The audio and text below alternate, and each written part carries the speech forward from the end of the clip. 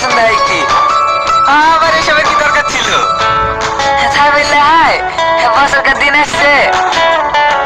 এই দেখেন মা, এটা আপনার জন্য 12,000 টাকা দাম। প্রত্যেকবার ঈদ কুরবানিতে এসব বললে আসার কি দরকার বলো দিনি? এমনিতেই তো অনেক দিয়েছো। আপা ভালো আছেন? হ্যাঁ আমি তো ভালো আছি। মা ভালো আছেন? হ্যাঁ আছি। আসলে সময় পাই না। ব্যাগে কি আছে বাপ? এই দেখেন আব্বা, পেঁয়াজের রসুন। কুরবানির মাংস রান্না করতে লাগবে তো, তাই দিতে আসনু।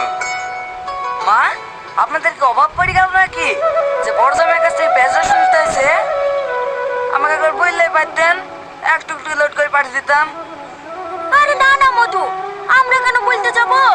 আমাদেরই তো ঘরে পেঁয়াজ রসুন পড়ছে। যাও যাও টনি, তুমি পেঁয়াজ রসুন ঘুরে নিয়ে যাও।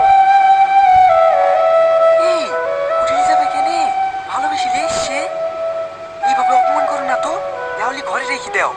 তুমি বেশি কথা বলবা না, চুপ। কি হলো টনি, দাঁড়িয়ে থাকলি যে? যাও যাও নিয়ে যাও। আমাদের কাছে থাকলে ফালতু ফালতু পচি ঘরটাই গ্যাস করবি।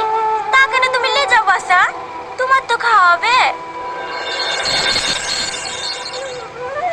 আমাকে ক্ষমা করবেন মা, আমি এগুলো ঘুরে নিয়ে যেতে পারবো না। আমার মাথার ঘাম পায়ে ফেলে কষ্ট করে ফসলগুলো আপনাদের জন্য অনেক ভালোবাসে নিয়ে এসেছিলাম। আপনাদের যদি ভালো না লাগে তাহলে ফেলে দিন। আমি আসছি মা।